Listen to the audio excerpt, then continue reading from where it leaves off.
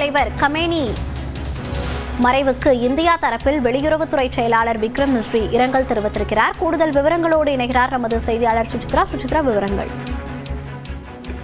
ஈரானுடைய உச்சபட்ச தலைவர் கமேனியுடைய மறைவிற்கு தற்பொழுது இந்தியா தரப்பில் அதிகாரப்பூர்வ இரங்கல் என்பது அந்நாட்டிடம் தெரிவிக்கப்பட்டுள்ளது. டெல்லியில் இருக்கக்கூடிய ஈரானின் தூதரகத்திற்கு நேரடியாக சென்ற வெளியுறவுத்துறை செயலர் விக்ரம் மிஸ்ரி அங்கு இருக்கக்கூடிய உயர்ஸ்தானிகளை நேரில் சந்தித்து இந்தியாவினுடைய அந்த ஒரு இரங்கலை தெரிவித்தார். மேலும் அங்கு கமேனியுடைய மறைவிற்காக வைக்கப்பட்டுள்ள அந்த இரங்கல் புத்தகத்திலும் இந்தியாவுடைய தரப்பிலான அந்த ஒரு இரங்கலை அவர் பதிவு செய்துள்ளது முக்கியமாக பார்க்கப்படுது. இன்று காலை முதல் கமேனியினுடைய அந்த ஒரு அவருக்கான ஒரு இரங்கல் என்பது அதிகாரப்பூர்வமாக உலகமெங்கும் இருக்கக்கூடிய தூதரகங்களில் அதிகாரப்பூர்வமாக தொடங்கப்பட்டு அந்த துக்கமான அனுசரிக்கப்பட்டு வரும் நிலையில் இந்தியா தனது இரங்கலையும் ஈரானுக்கு அதிகாரப்பூர்வமாக தெரிவித்துள்ளது முக்கியமாக பார்க்கப்படுது. ஈரான் இஸ்ரேல் போர் பதற்றும் சூழலில் மிக முக்கியமாக அமெரிக்காவினுடைய தாக்குதலில் கமேனி உயிரிழந்ததாக அதிகாரப்பூர்வ அறிவிப்பை டொனால்டு டிரம்ப் வெளியிட்ட நிலையில் அவருடைய இறப்பிற்கு கடுமையான ஒரு கண்டனத்தையும் ஈரான் தெரிவித்தது முக்கியமாக பார்க்கப்படுது. அந்த வகையில் தான் இந்த ஒரு துக்க அனுசரிப்பு என்பது சுமார் 7 நாட்கள் வரை அவர்கள் அதிகாரப்பூர்வமாக அறிவித்திருந்த நிலையில் அவருக்கான ஒரு இரங்கல் தற்பொழுது